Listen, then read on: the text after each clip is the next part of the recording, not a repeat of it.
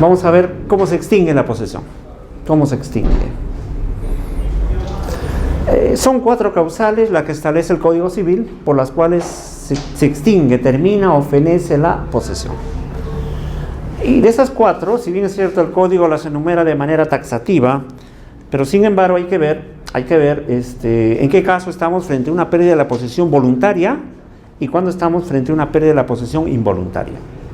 ¿Voluntaria en qué sentido? Cuando la persona por sí mismo, el posesionario, el que posee el bien, por voluntad propia, ¿no?, pierde la posesión.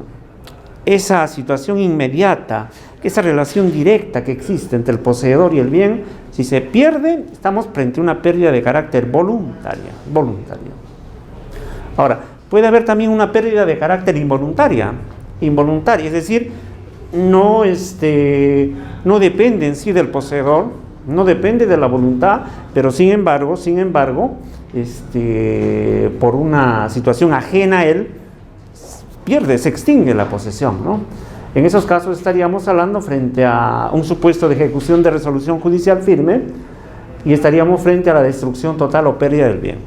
Entonces, las 2 primeras son pérdida de la posesión de carácter voluntaria y las 2 restantes son de carácter involuntario. Perfecto. Ahora, ¿qué es la tradición? La tradición, hemos visto ya en la clase pasada, la tradición es una forma de adquisición de la posesión, una forma de adquisición derivado, donde una persona que es el poseedor entrega a otro el bien para que éste posee. Entonces se da la famosa traditio, la entrega física del bien, ¿no? La entrega, el desplazamiento, o como habíamos visto también que hay discusión, o será el consentimiento tratándose de bienes inmuebles. Pero la tradición, ¿qué implica? Que el posesionario entrega el bien a otra persona y esa entrega, esa traditio que realiza el tradens, lo que se llama en la doctrina el tradens, que da en favor del accipiens es el que recibe. Entonces, si la persona de motu propio entrega el bien a otro sujeto, se está produciendo la tradición y por lo tanto para esta persona que era posesionario se está extinguiendo la posesión, se termina. Entonces, el nuevo poseedor será aquella persona a quien se le entregó el bien. El tradens entrega el bien al accipiens y este último será el nuevo posesionario. Entonces sería la tradición. El abandono cuando la persona, el poseedor, prácticamente renuncia, se podría decir, al derecho que tiene sobre el bien, al derecho de posesión. Entonces, el bien es dejado por el posesionario.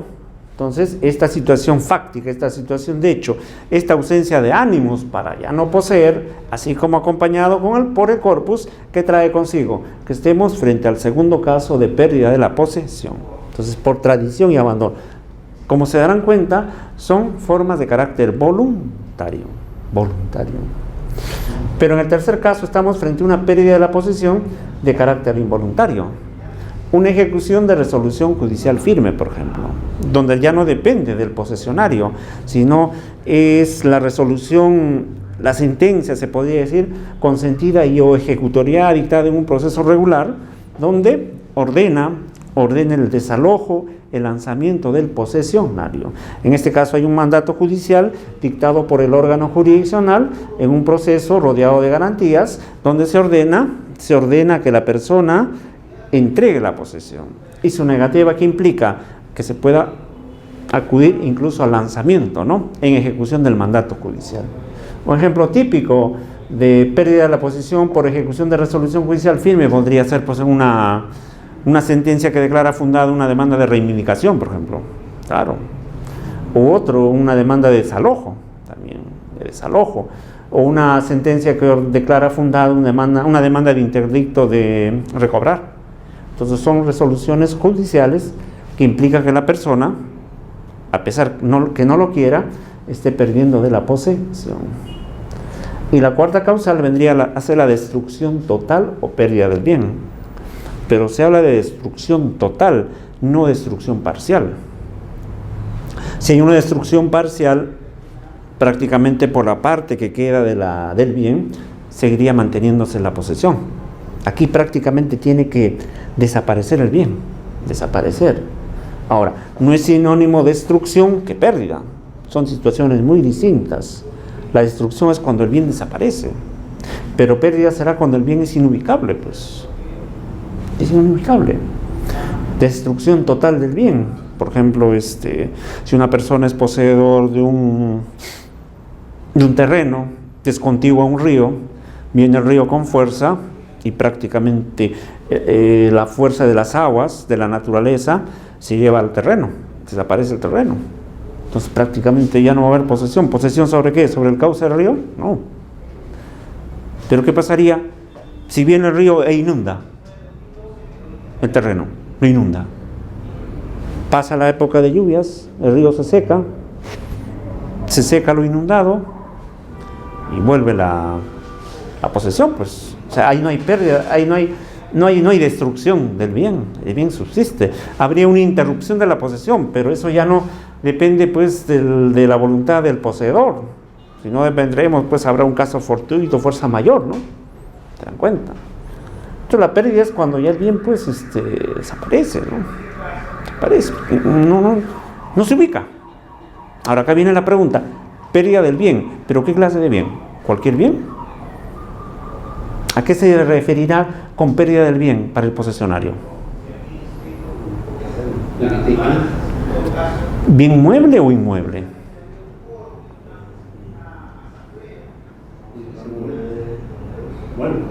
Claro, mueble, pues. ¿Un bien inmueble se puede perder? No se pierde, pues. No se pierde.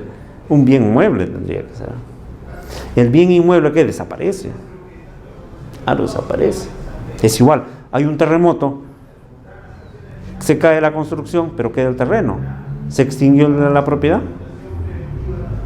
No se extingue. ¿Sobre qué tiene derecho de propiedad el propietario? Sobre el terreno, sobre el suelo. No habrá la construcción, no habrá la fábrica, pero subsiste, ¿no? Entonces hay que ver bien esas causales de pérdida de la posesión. ¿Está bien? Entonces, esas son las causales a través de las cuales se extingue la posesión.